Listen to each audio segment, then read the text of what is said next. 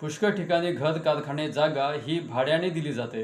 कित्येक वेळा ती जागा किंवा इमारत काही महिन्यांसाठी, 1 वर्षासाठी किंवा अनेक वर्षासाठी भाड्याने दिली जाते. काही भाडेकरी हे तोंडी कराराने ठेवले जातात, तर काही भाडेकरी हे लेखी कराराने ठेवले जातात. आता या भाडेकरी मिळकतीचेही 2 भाग पडतात. ज्या ठिकाणी महाराष्ट्र रेंट कंट्रोल ॲक्ट लागू आहे त्या ठिकाणी अशा ठिकाणच्या स्थावर मिळकती, कारखाने, जागा वगैरे सर्वसाधारण म्युनिसिपल एरियामध्ये असल्याने मग त्या ठिकाणी रेंट कंट्रोल ॲक्ट लागू असतो.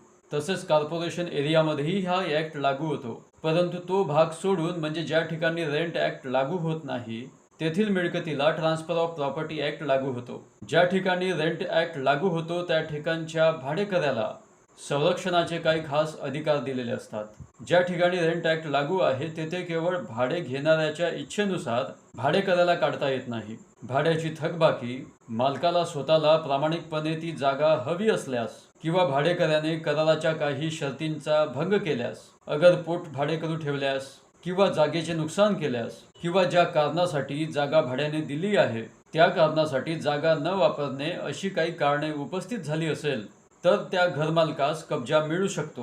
परंतु ट्रान्सफर ऑफ प्रॉपर्टी ॲक्ट प्रमाणे तसे होत नाही. त्या कायद्याप्रमाणे भाडेकऱ्यास घरमालकाच्या इच्छेप्रमाणेच राहावे लागते. परंतु अशा वेळी कायद्याप्रमाणे नोटीस द्यावी लागते.